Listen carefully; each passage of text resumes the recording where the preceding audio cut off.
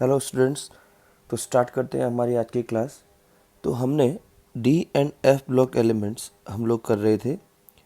D and F block elements पढ़ रहे थे और जिसमें हम लोगों ने काफ़ी सारी, लगभग हम लोगों ने 4 से 5 प्रॉपर्टीज़ हम लोगों ने कर दी थी। तो आज की हमारी जो प्रॉपर्टी है वो है ऑक्सीडेशन स्टेट्स। Oxidation states. तो सबसे पहले चीज़ अगर आपको बताऊं कि ऑक्सीडेशन स्टेट क्या है, तो हम लोगों ने रेडॉक्स वाले चैप्टर में, क्लास 11th के रेडॉक्स वाले चैप्टर में हमने पढ़ा था कि कोई भी मेटल जितना इलेक्ट्रॉन लूज़ कर पाता है, और चाहे वो किसी बॉन्डिंग बनाने के लिए हो, चाहे वो अपनी स्टेबिलिटी के लिए हो, तो वो नंबर ऑफ इलेक्ट्रॉन जो वो लूज़ करता है उसके बाद में जो उसके ऊपर चार्ज आ जाता है ना, पॉजिटिव चार्ज आ जाता है, वो उसकी क्या हो जाती है, ऑक्सीडेशन स्टेट हो जाती है। और इसके अलावा भी बहुत सारी हमने चीज़ें पढ़ी थी। तो अब यहाँ पर हम मेटल्स की बात करते हैं, डी ब्लॉक एलिमेंट्स की बात करते हैं, तो इनकी भी ऑक्सीडेशन स्टेट्स की हम बात करते हैं। सबसे पहले जो चीज़ हमको समझनी है कि D and F block elements है वो सब वेरिएबल ऑक्सीडेशन स्टेट एग्जिबिट करते हैं। इन सब के पास में मोर देन वन वेरिएबल का मतलब हो गया more than one oxidation states ये एग्जिबिट कर सकते हैं। तो सबसे पहला ही क्वेश्चन आपका ये हो जाता है कि what is the reason for variable oxidation states of D block elements. जितने भी डी ब्लॉक एलिमेंट्स हैं वो सब वेरिएबल ऑक्सीडेशन स्टेट्स क्यों शो करते हैं? तो देखो, इसका कारण है, जब भी कोई ऑक्सीडेशन स्टेट शो करती है तो उसमें इन्वॉल्व कौन होता है? कोई ना कोई ऑर्बिटल जिसका इलेक्ट्रॉन इन्वॉल्व होगा, इलेक्ट्रॉन बाहर निकलेगा, जाएगा। तो यहाँ क्या होता है, जैसा कि हमने बताया था कि यहाँ पर n-1 डी एंड ns, ये जो दो ऑर्बिटल होते हैं, इन दोनों ऑर्बिटल के बीच में बहुत ही कम, मतलब लेस एनर्जी गैप होता है। इनके बीच में क्या होता है? बहुत ही लेस एनर्जी गैप होता है। तो इस लेस एनर्जी गैप होने के कारण क्या होता है कि ns के इलेक्ट्रॉन, जो ns में प्रेजेंट इलेक्ट्रॉन होते हैं, वो तो क्या कर सकते हैं, वो तो आगे ऑक्सीडेशन स्टेट शो करने में पार्टिसिपेट कर सकते हैं। साथ ही साथ जो n-1 डी ऑर्बिटल जो हो जाते हैं, वो भी ऑर्बिटल्स, इलेक्ट्रॉन्स, इसके जो अंदर के इलेक्ट्रॉन्स है वो ऑक्सीडेशन स्टेट के लिए कैपेबल हो जाते हैं। मतलब इनके पास में क्या होता है, तो इन दोनों के पास में चॉइस होती है कि ns ऑर्बिटल से भी इलेक्ट्रॉन चला जाए या n-1 डी से भी इलेक्ट्रॉन चला जाए। तो हम क्या लिखेंगे? ड्यू टू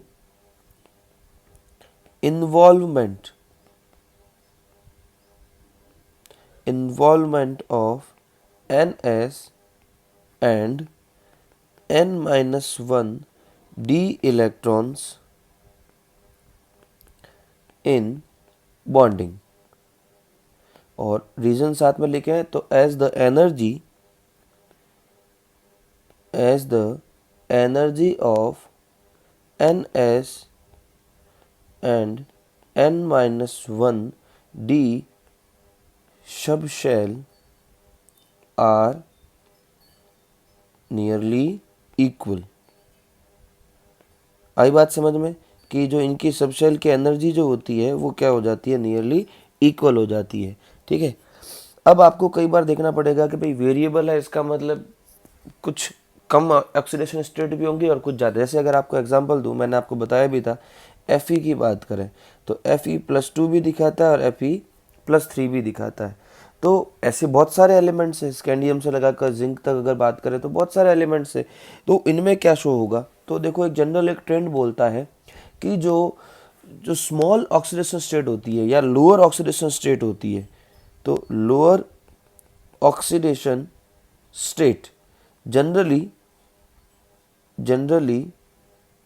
शोन, ये कब शो होती है? when ns electrons participate in bonding, participate in bonding, ये बॉन्डिंग में पार्टिसिपेट करते हैं। और जब हाई ऑक्सीडेशन स्टेट कब शो होगी, तो हाई ऑक्सीडेशन स्टेट तब शो होगी जब कौन पार्टिसिपेट करेगा, NS and N-1 d orbital participate in bonding, in bonding. तो यहाँ पर ये ध्यान रखना है कि जो स्मॉल ऑक्सीडेशन स्टेट है, जो लो ऑक्सीडेशन स्टेट है, वो तब शो होगी जब आपका सिर्फ और सिर्फ NS इलेक्ट्रॉन्स ही पार्टिसिपेट कर रहे हैं। और हाई कब होगी, जब NS के साथ साथ N-1 d ऑर्बिटल भी यहाँ पर पार्टिसिपेट करें। आ रही है बात समझ में? चलिए अब आगे बात करते हैं हम लोग कि क्या क्या शो हो सकता है। तो देखो, एक तो आपको पॉइंट याद रखना है कि जनरल ऑक्सीडेशन स्टेट जो होती है ऑफ 3D सीरीज एलिमेंट्स, वो होती है +2। जनरल का मतलब मोस्ट ऑफ एलिमेंट जो शो करते हैं वो ऑक्सीडेशन स्टेट कौन सी है, +2। तो क्या सर इसके अलावा, हाँ बिल्कुल, इससे कम की भी है, +1 ऑक्सीडेशन स्टेट शो करने वाले भी एलिमेंट्स है हमारे पास में। और ठीक इसी तरह से हमारे +3, +4, +5 और +6 एंड इवन +7 तक शो करने वाले एलिमेंट्स भी है। तो यहाँ पर यही समझने वाली बात है, कौन से एलिमेंट कब शो करेंगे और कैसे शो करेंगे, इसकी हम बात करेंगे। हम अगर इन सारे एलिमेंट्स को लिख देते हैं, ठीक है, तो अब अगर इनकी ऑक्सीडेशन स्टेट्स की बात करें तो देखो यहाँ पर कुछ आपको फैक्ट्स नजर आएंगे। पहला फैक्ट ये है कि स्कैंडियम ओनली +3 दिखाता है, ये +2 ऑक्सीडेशन स्टेट शो नहीं करता है।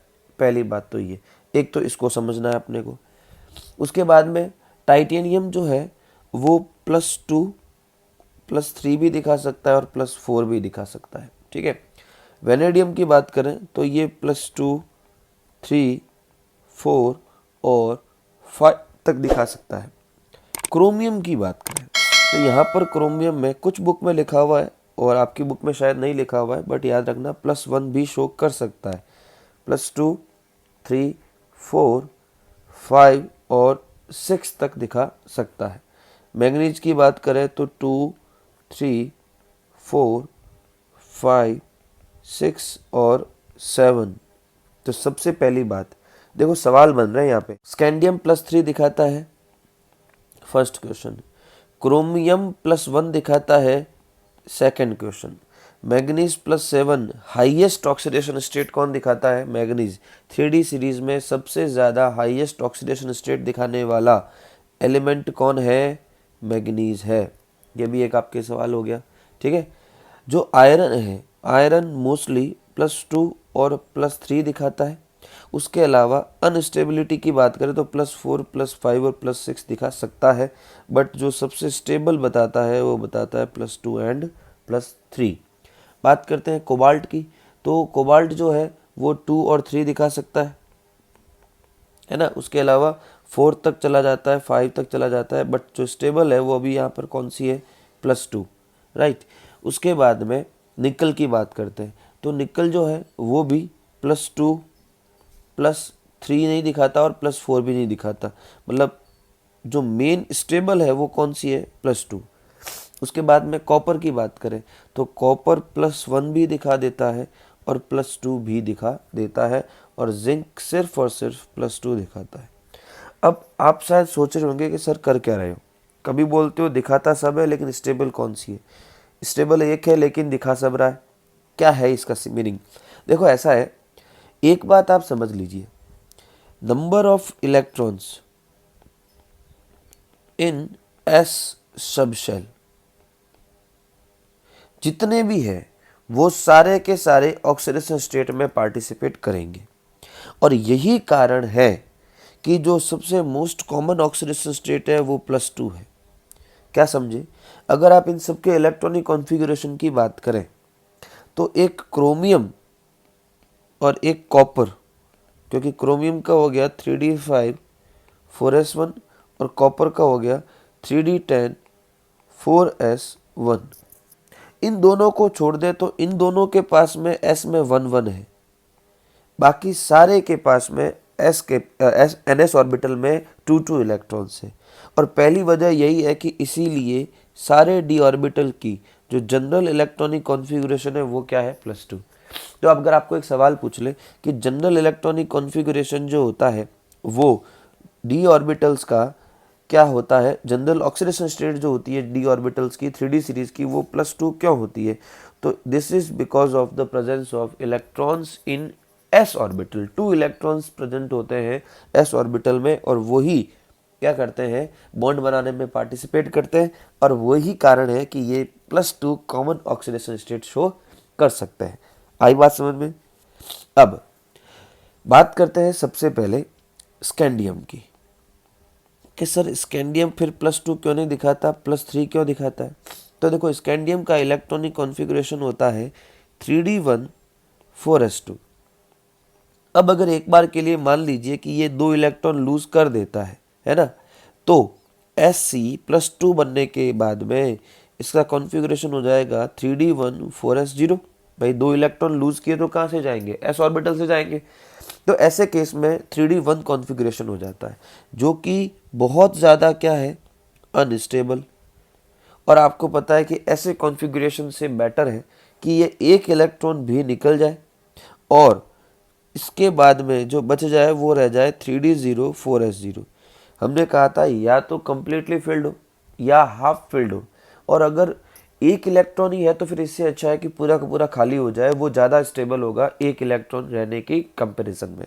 तो पहली बात तो ये कि स्कैंडियम +3 क्यों दिखाता है, क्योंकि वो 2 इलेक्ट्रॉन निकालने के बाद में 3d1 कॉन्फ़िगरेशन ले लेता है जो कि अनस्टेबल है, और इसी वजह से क्या होता है, वो एक इलेक्ट्रॉन भी लूज कर देता है और अपने आप को 3d0 एक मोर स्टेबल कॉन्फ़िगरेशन में बदल डालता है। और यही वजह है कि स्कैंडियम जो है वो +2 की जगह +3 में रहना पसंद करता है।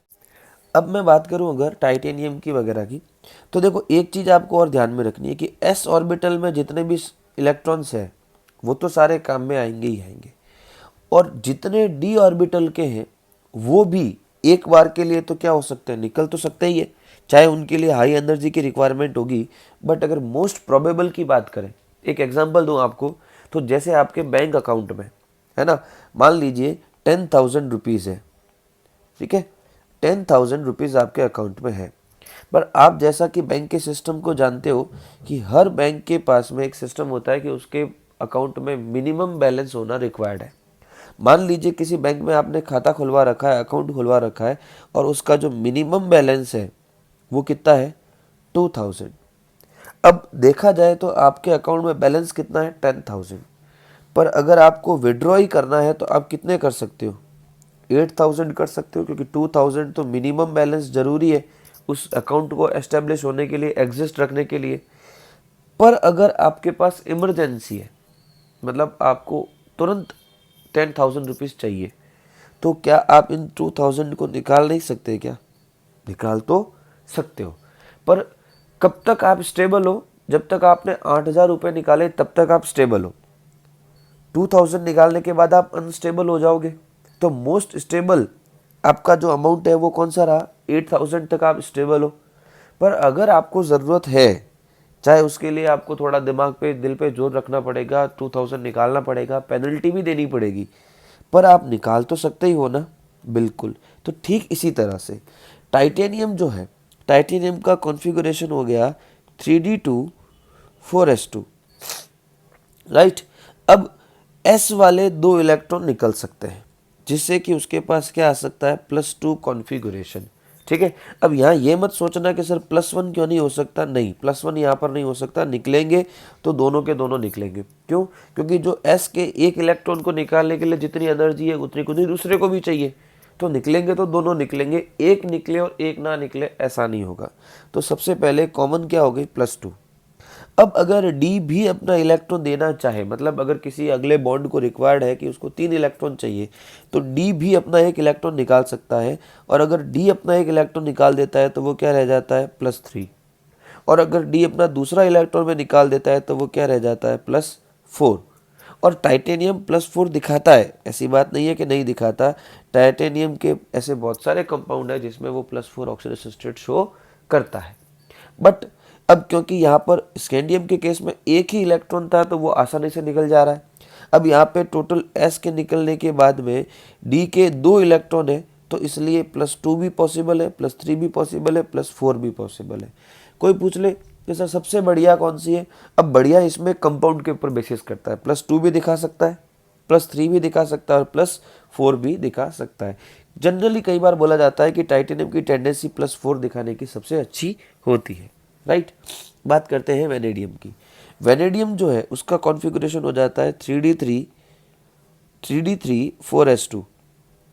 तो इसीलिए ये +2 भी दिखाता है, +3 भी दिखाता है, +4 भी दिखाता है और +5 भी दिखाता है।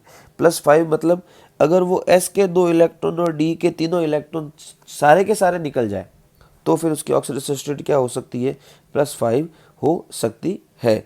आ रही है बात समझ में?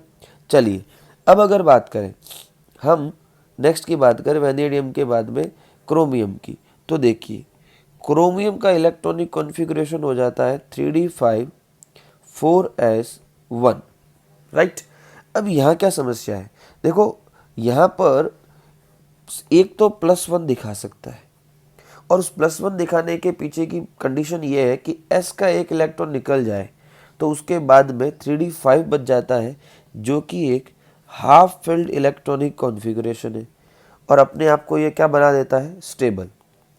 तो ऐसे केस में +1 ऑक्सीडेशन स्टेट क्रोमियम द्वारा दिखाई जा सकती है, ठीक है।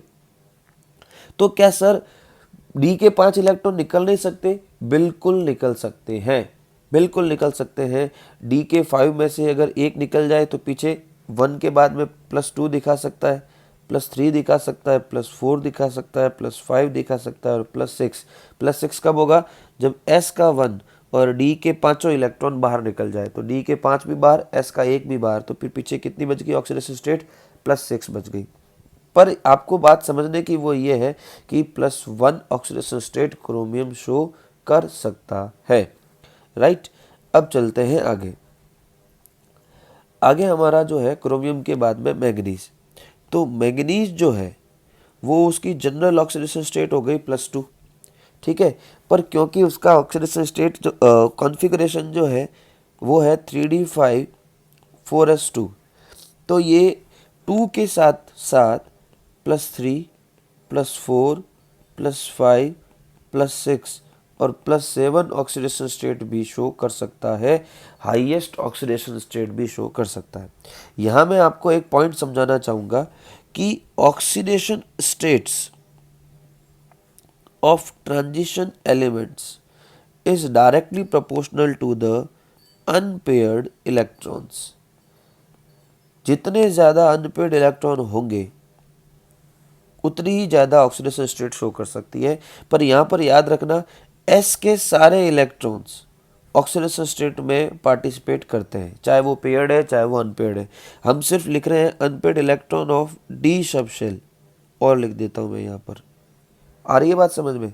देखिए कैसे, S के तो 2 इलेक्ट्रॉन Mn वाले में जाएंगे ही जाएंगे, उसमें तो कोई दिक्कत नहीं है। अब D में कितने अनपेयर्ड इलेक्ट्रॉन है? 5, तो ये पांचों के पांचों निकल सकते हैं। तो 5 D के और 2 S के निकल जाए तो पीछे कितने बच गए? +7 ऑक्सीडेशन स्टेट रह जाती है, ठीक है। अब अगर बात करें आयरन की, तो देखिए आयरन का होता है 3d6 4s2, राइट। अब इसमें देखिए क्या होगा, 3d6 और 4s2 में से S के 2 निकल जाए तो क्या बच गया? +2, तो +2 स्टेबल है। और अगर एक और इलेक्ट्रॉन निकाल दूं +3, मतलब एक और इलेक्ट्रॉन निकल जाए तो Fe का कॉन्फ़िगरेशन क्या रह गया? 3d5 4s0। और आप सब जानते हो कि 3d5 क्या होता है? हाफ फिल्ड स्टेबल कॉन्फ़िगरेशन है। तो अब इसमें से इलेक्ट्रॉन निकालना पॉसिबल नहीं हो पाता, या यूँ कह दीजिए ज़्यादा एनर्जी की रिक्वायरमेंट होती है। यहाँ हो गया 3d6 4s0, कोई दिक्कत नहीं है। तो +2 भी दिखाता है, +3 भी दिखाता है। लेकिन आपको कोई कहे कि सर 3d 5 के बाद वाली ऑक्सीडेशन स्टेट क्या स्टेबल होंगी? नहीं, पर शो कर सकती है। मतलब +4 +5 और +6 पॉसिबल है, पर अगर स्टेबल की बात करें तो +2 और +3 स्टेबल है।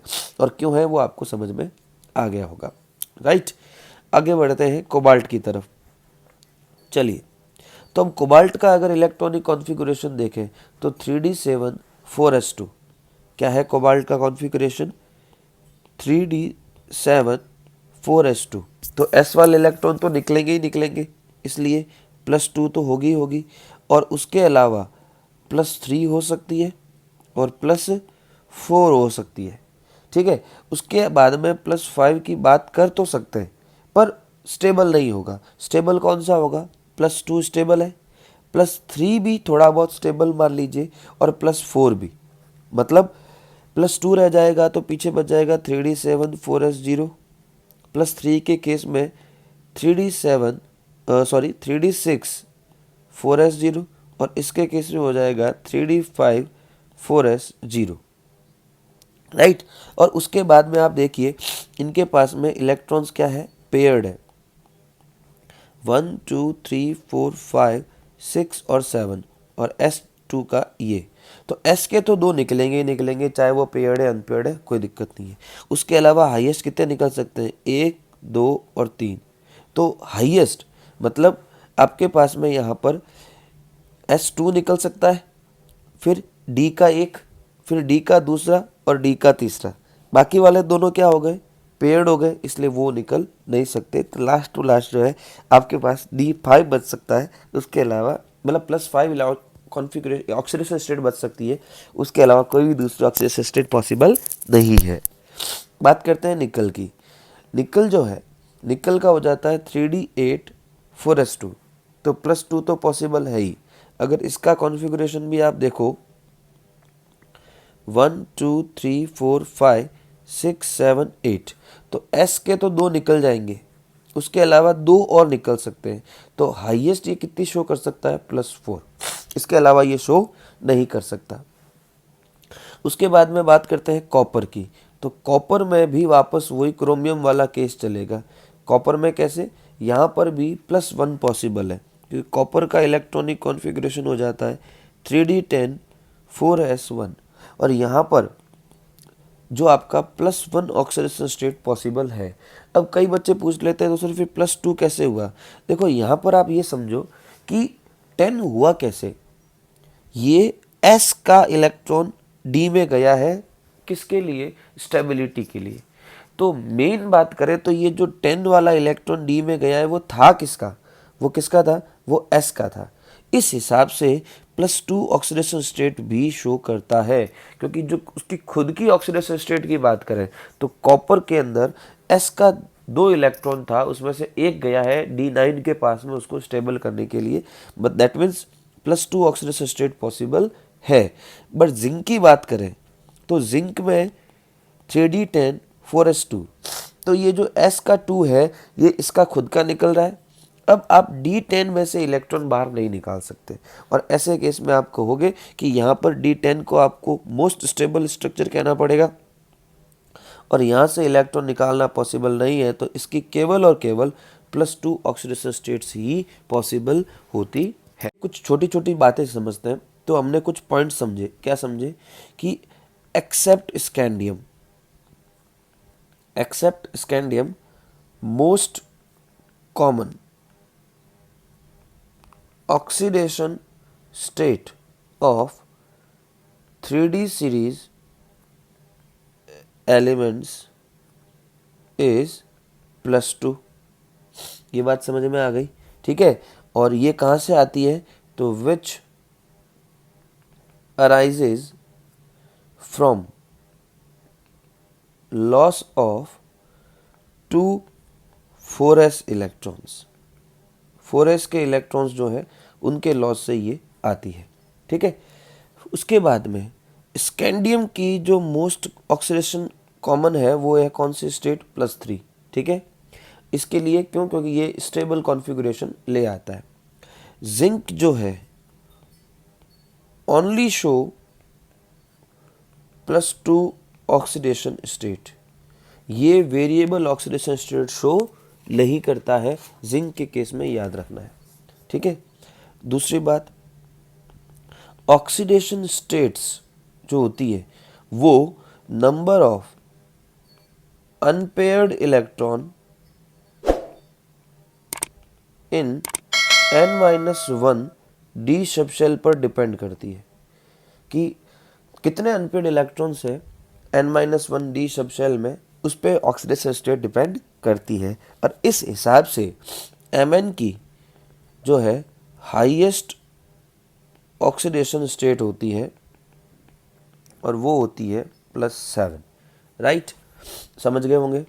उसके बाद में बात करते हैं copper and chromium can show +1 oxidation state, ये +1 ऑक्सीडेशन स्टेट शो कर सकती है due to stable electronic configuration, stable electronic configuration, ठीक है।